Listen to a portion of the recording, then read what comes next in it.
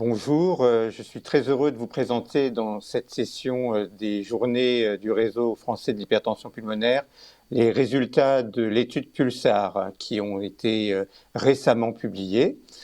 Donc je suis Marc Imbert, je suis directeur du centre de référence de l'hypertension pulmonaire à l'hôpital Bicêtre et directeur de l'unité INSERM 999 sur l'hypertension pulmonaire.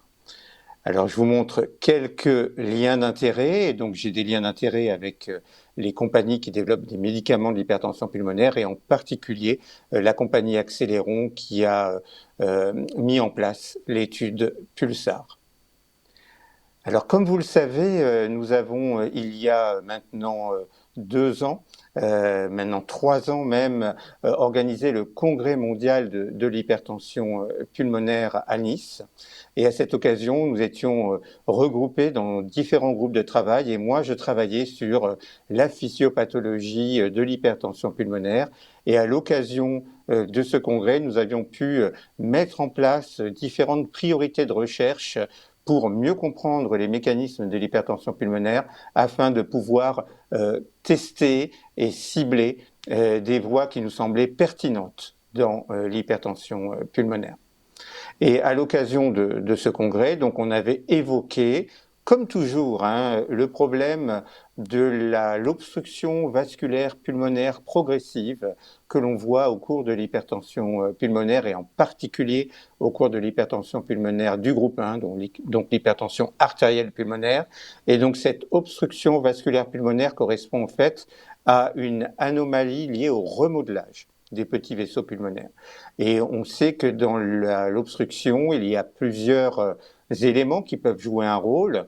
Bien sûr, le tonus vasculaire, avec une vasoconstriction excessive et une vasodilatation insuffisante, une approche assez traditionnelle, mais aussi, bien sûr, la prolifération des composants de la paroi vasculaire pulmonaire, prolifération cellulaire, prolifération endothéliale, musculaire lisse, myofibroblastique et accumulation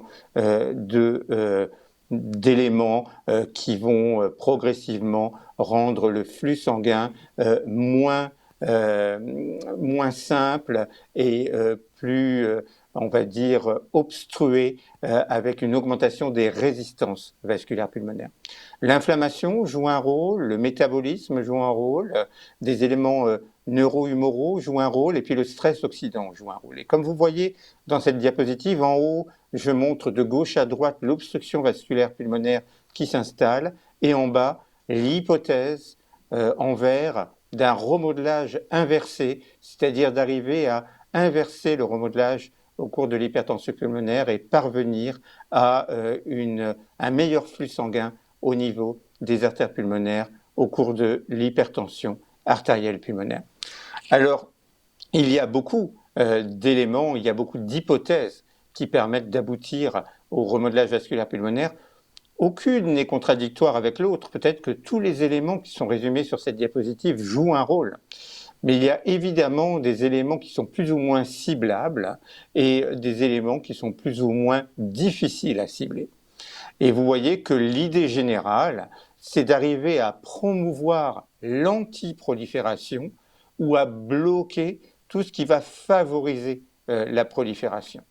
Et parmi les différents éléments ciblables, il y a bien sûr des éléments que l'on connaît déjà, comme les médicaments qui bloquent la voie de l'endothéline ou des éléments qui stimulent la voie du monoxyde d'azote ou de la prostacycline, mais il y a également des éléments à découvrir. Et vous voyez en haut à droite, la prédisposition génétique, c'est évidemment quelque chose qui attire beaucoup notre attention afin de pouvoir éventuellement développer des hypothèses autour de ces causes indiscutables de l'hypertension pulmonaire. Pour valider une cible thérapeutique, on a une hiérarchie de preuves. Et c'est vrai que quand on essaye de démontrer qu'une cible est pertinente, on essaye de démontrer qu'il y a une preuve chez l'homme que la cible que l'on a sélectionnée cause la maladie. Et quand on a une preuve génétique, c'est évident que c'est une cible tout à fait prioritaire qu'il faut à tout prix comprendre et arriver à cibler. Et vous voyez dans cette diapositive en rouge, pour arriver à une preuve de concept chez l'homme, avoir une preuve de mécanisme chez l'homme basé sur éventuellement des causes génétiques, eh bien c'est quelque chose qui nous paraît tout à fait prioritaire.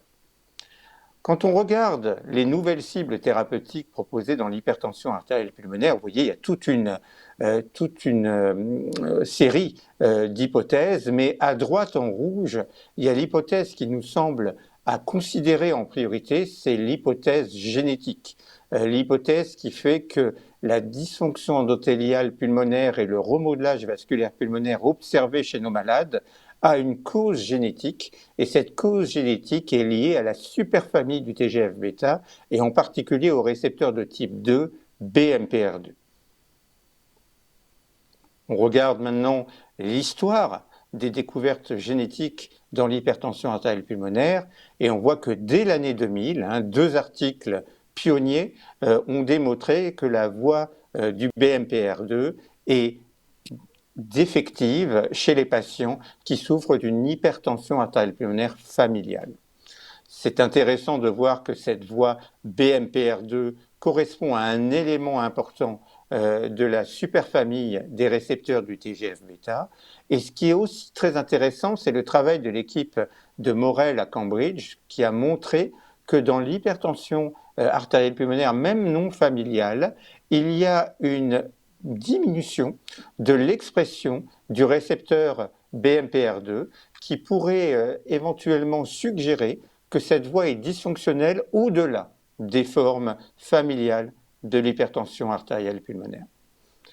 Il a été très clair qu'il fallait comprendre le rôle de BMPR2 dans l'hypertension artérielle pulmonaire, et avec Christophe Guignabert à l'unité INSERM 999, nous avons beaucoup travaillé sur la compréhension du rôle de BMPR2 dans l'homéostasie vasculaire pulmonaire. Et vous voyez que dans le diagramme de gauche, vous avez les patients qui sont sains, et vous voyez que chez ces patients sains, la voie BMPR2 est normale, et il y a la voie antagoniste qui est la voie activine qui est tout aussi équilibrée. Donc vous avez la balance en bas à gauche qui montre que les voies BMPR2 et les voies activines sont équilibrées, et on est dans une situation d'homéostasie vasculaire pulmonaire.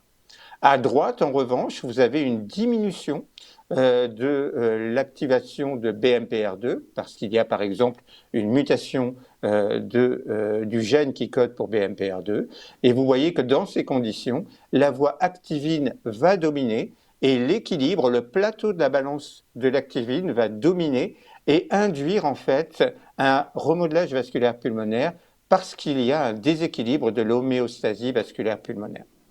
Alors c'est formidable de voir qu'on a maintenant des médicaments qui permettent de rééquilibrer la voie de BMPR2 et d'activine dans l'hypertension artérielle pulmonaire, avec par exemple un piège à ligand des récepteurs de l'activine, activine récepteur 2A, et donc on a un médicament qui s'appelle sotatercept, qui est une protéine de fusion qui associe le récepteur activine récepteur 2A, la partie qui lie les ligands de ce récepteur, associée à une chaîne constante d'une immunoglobuline G1.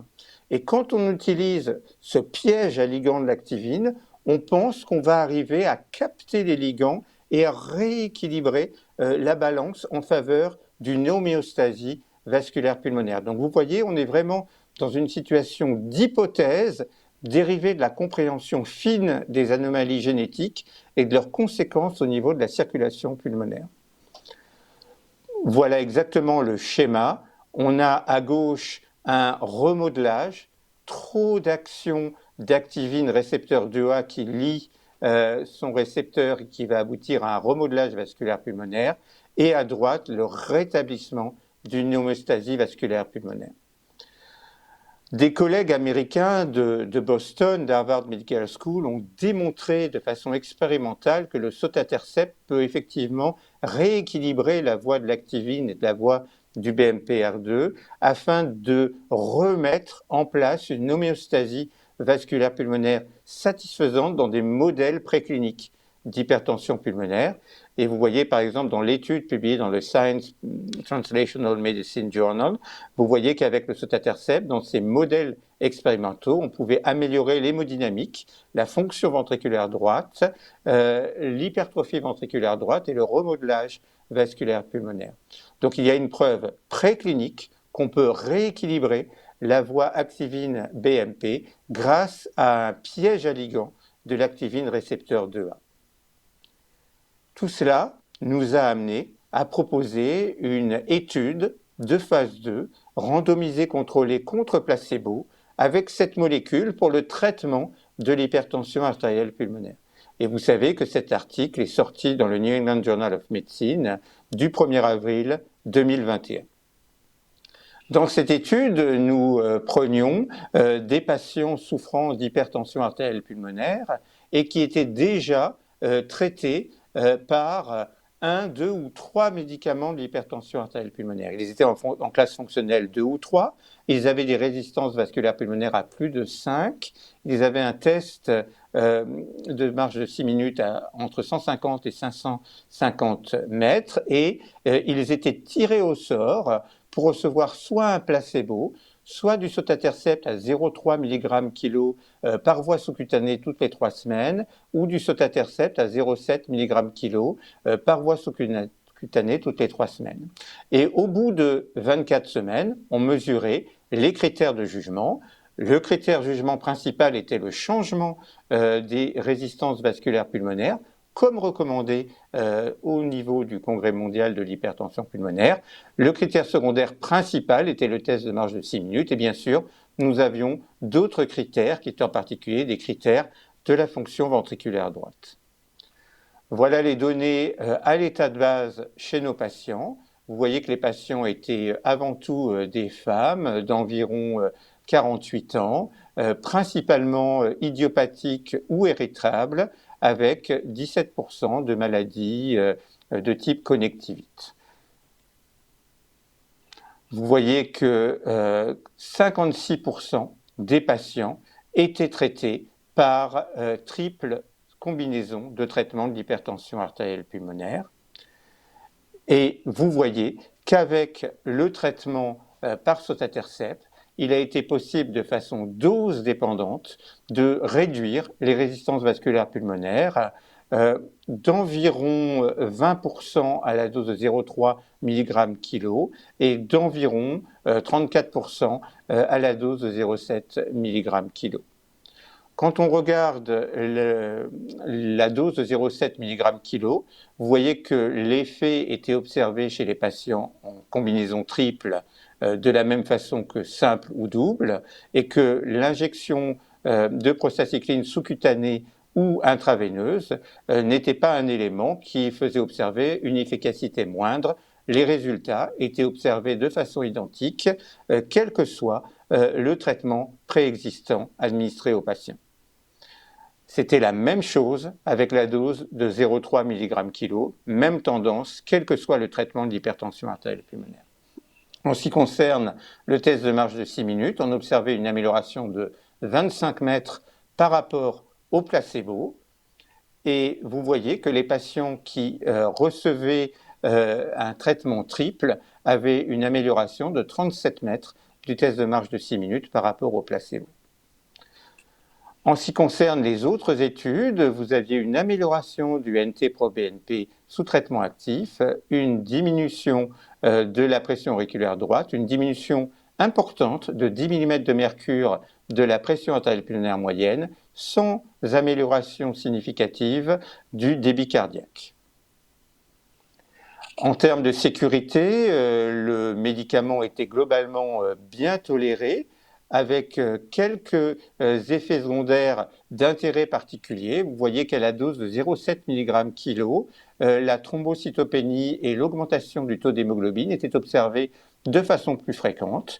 Il n'y avait pas de saignement observé chez les patients présentant une thrombocytopénie. Les effets secondaires plus classiques liés aux vasodilatateurs n'étaient pas beaucoup plus observés sous sotatercept par rapport au placebo, qui recevait par ailleurs les traitements vasodilatateurs traditionnels de l'hypertension artérielle pulmonaire. Donc en conclusion, l'étude Pulsar est arrivée à son terme et à son but. Les objectifs ont été remplis avec une diminution des résistances vasculaires pulmonaires et une amélioration du test de marche de 6 minutes à 24 semaines de traitement versus placebo. Les analyses de sous-groupe montrent que le sotatercept aux 2 doses est observé chez les patients recevant un traitement simple, double ou triple de l'hypertension pulmonaire, avec des résultats concordants dans tous les sous-groupes analysés. Le sotatercept est bien toléré chez les patients souffrant d'hypertension artérielle pulmonaire, et le sotatercept donc remplit l'ambition de cibler un nouveau mode d'action au cours de l'hypertension artérielle pulmonaire en rééquilibrant les facteurs pro- et antiproliférants grâce à des traitements ciblant de nouveaux modes d'action par rapport à ce que l'on a actuellement avec les traitements approuvés dans l'hypertension pulmonaire. Donc cette preuve de concept ayant été remplie, nous avons maintenant lancé des essais de phase 3 avec le sponsor Accéléron. Il y a une étude Stellar qui aura comme critère principal le test de marche de 6 minutes, une étude Hyperion qui aura comme critère principal le temps de détérioration clinique, et l'étude Zenith qui est une étude chez des patients plus sévères où on essaiera d'avoir une efficacité sur l'hospitalisation et la mortalité. Donc je voudrais remercier tous les patients, leurs familles et les investigateurs de l'étude Pulsar, ainsi que la compagnie Accéléron pour avoir mis en place cette étude. Et je vous invite à lire éventuellement 2 articles complémentaires, un écrit par Christophe Guignabert sur la voie du TGF-bêta, qui est une voie complexe mais éminemment importante dans l'hypertension artérielle pulmonaire, et l'éditorial de John Newman dans le New England Journal of Medicine qui souligne le sauvetage moléculaire que l'on pourrait obtenir dans l'hypertension artérielle pulmonaire. Je vous remercie et je vous souhaite de bonnes journées d'hypertension artérielle pulmonaire.